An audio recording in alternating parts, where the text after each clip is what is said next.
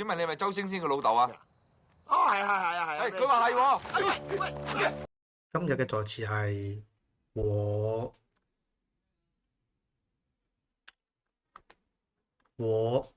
第五聲調我，佢嘅用法咧就係好單一。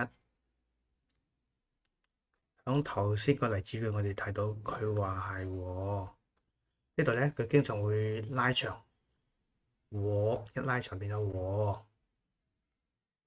佢嘅作用咧就係客觀轉述他人說話，即係話講話人只係將人哋嘅話轉述俾人聽，佢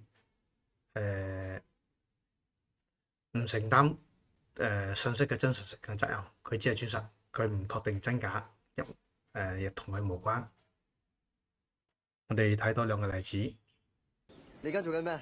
我而家冇嘢做啊，咪做住黑社會先咯。我幾日拍戲啦，我嚟收陀地嘅。基哥，有人嚟收陀地喎。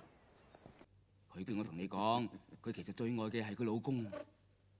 佢要同佢團聚，要離開你，叫你唔使掛住佢喎。嗱，呢封信呢，係佢老公喺哈爾濱度寄落嚟。佢話同佢愛人喺哈爾濱度過得好幸福，好愉快喎。